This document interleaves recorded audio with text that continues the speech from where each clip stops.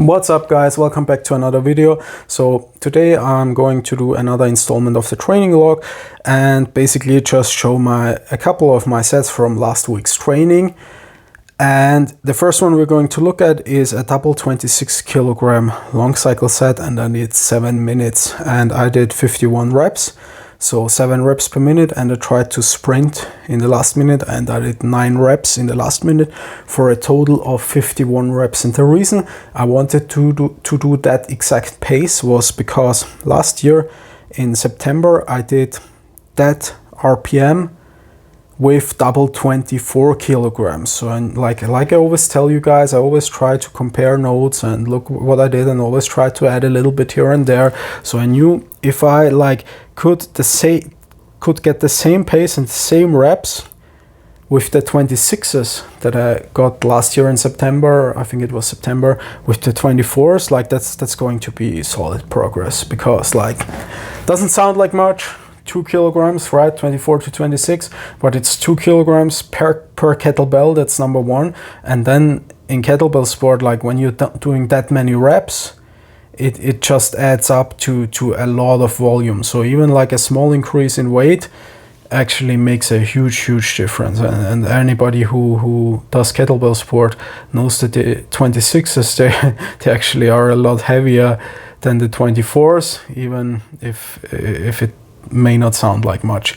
So this was just one of the hardest set. It may have been the hardest set I did this year, even though objectively I've done other sets that are maybe would be quote unquote more impressive or objectively better. So this was not a bad set, but it was just a really bad day. I think I was underfueled, maybe didn't have enough carbs to eat, or was dehydrated, and I just had zero motivation to even do that. And here I'm 2 minutes in, and I'm already, all I want to do is put the bells down. Literally from the first or second minute on, I just kept thinking about putting the bells down. And this is very great training environment, of course, makes things easier. And it does happen. I think everybody I know, it certainly happened to me, that I failed sets in training, where I said, okay, fuck it, I just don't want to do this today, and just put the bells down. And you always feel really bad about it, but I try not to judge myself too harshly. And it happens less and less. And I built up a lot of mental strength and willpower when I was training I was training alone for most of my time in kettlebell sport, and specifically for around 1 or 1.5 years I was training in the staircase. So in a stairwell, of an apartment building, and there are those platforms right between the flights of stairs, and that's where I was training. And I was always alone.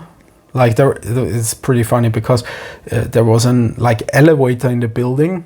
So everybody used the elevator. It was I think the 15th floor, and Russian apartment building, and nobody was using the staircase except for the alcoholics and junkies, drug addicts. So I was always alone, pretty much, in the staircase, jerking the bells and looking at the stupid stairs. And sometimes it was so hard to do the volume, because it's just not an inspiring atmosphere. It was always really dirty. There would be empty vodka bottles, and one time, exactly at the platform I trained at, I would find a glass pipe, I think it was a meth pipe, where they smoke amphetamines. So yeah, it was a peculiar training environment, but that made me very strong mentally, because I was you have to be kind of a cyborg to do that. And that's why in this training environment where I'm now, where I'm literally surrounded by world-class lifters, where I'm getting coaching from a world-class lifter, and there's music playing, there's a positive atmosphere. Like it's much easier to push through on the hard days. But like if you're not in that position, like it's no excuse. You still have to like get it done, even if it's like in a fucking flight of stairs, we're surrounded like by vodka bottles and crack pipes, right? So here I'm, what's that? That's minute 6, and I'm like already really suffering.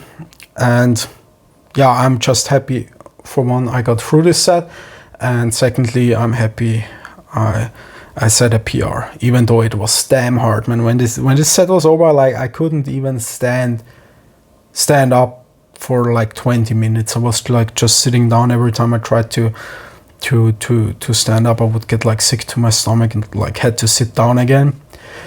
Not something that I think you should experience like that often, because even though in kettlebell sport like we push ourselves really hard, usually you want to like be adapted to it and kind of be able to bounce back, and that's usually like where I'm at right now. Like even if I train really hard, it's not like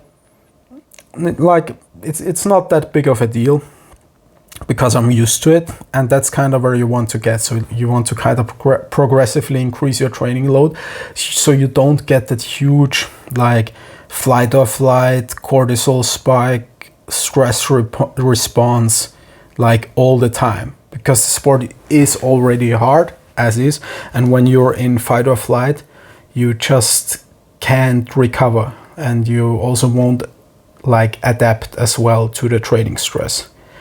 But like sometimes you have to see God, and yeah, that's what happened here. Yeah, and then after I had like caught my breath, it like took a good 30 minutes. I went to do strength work, and I worked up to a heavy squat triple with 120 kilograms, which like may not, like often people say kettlebell sport lifters are weak. Like yeah, that I mean that's like 3 squats with good depth. And that's like 1.5% of my body weight, and like that's done already under extreme fatigue. So that's what you have to keep in mind when you see kettlebell sport lifters often, and the strength numbers don't look too impressive. It's usually done after a high volume of kettlebell sport training. It's just GPP. It's not fresh.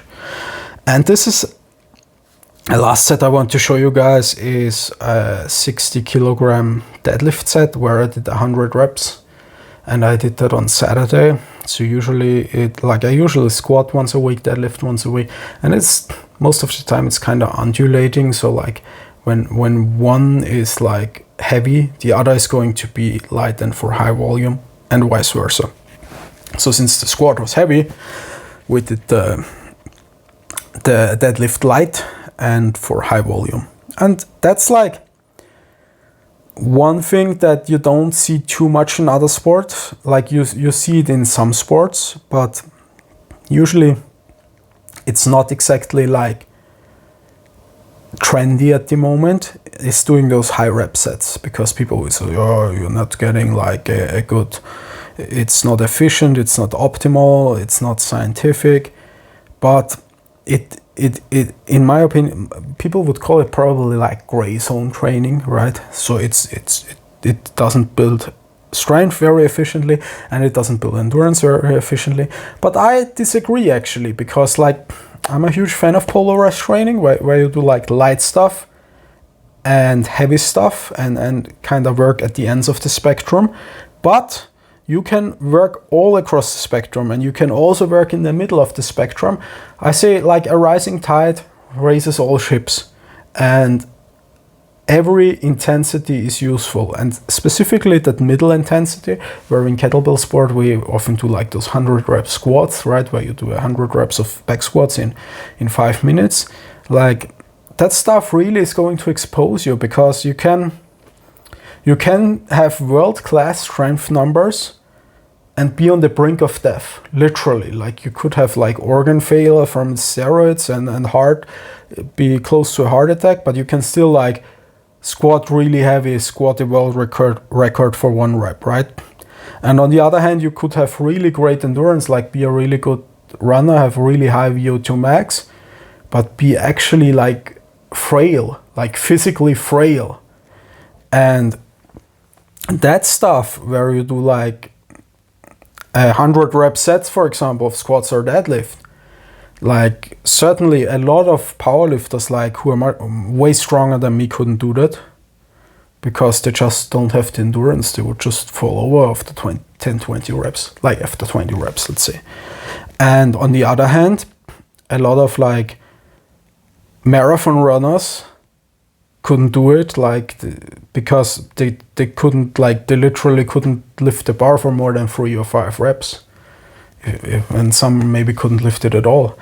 And that's why I believe this type of training, like if you know how to program it, right, it can be very, very valuable. And that's why we use it in kettlebell sport, because like kettlebell sport, basically all the programming comes from Russia. And one thing I can tell you about the Russians is they're very results oriented, non-dogmatic, and they know how to reduce things to the essence.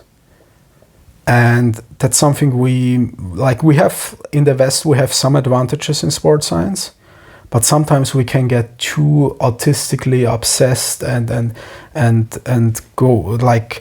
go on all kinds of tangents and question everything, like and it's just not efficient and doesn't lead to a good results. And the Russians are complete opposite. They were like, see the goal, okay, what makes sense, like, and then we just kind of break it down and create a plan, and then we're going to follow the plan. And if it doesn't bring us results, we're going to throw it out. And if it works, we're going to keep doing it. And we don't concern ourselves with like is there like a scientific study that confirms it? No, like we are pragmatic about it. So, and that's something you see basically in all high-level sports, like most of the time the bro science is the real science, and the real science catches up to what actually is being done in the trenches. And most of the time the real science lags behind the bro science by like 20 years. So that's why I'm also an empiricist when it comes to training. And that's why I really like the Russian training approach, because there's like zero bullshit. It's all about results, and that's what I think we can really learn from them in that regard. All right, guys, thanks for watching. If you have any comments, leave them below. I read all the comments. Sometimes I try to reply and there's a glitch and YouTube doesn't let me reply. I don't know why that is. Like I will just say, and I will type up a response and it will say an internal error occurred. So I try to heart all the comments. I read all the comments, and if I don't reply, it's usually because YouTube didn't let me. Otherwise, I also try to reply to, like, talk to you guys. And that's it for today. See you guys later this week.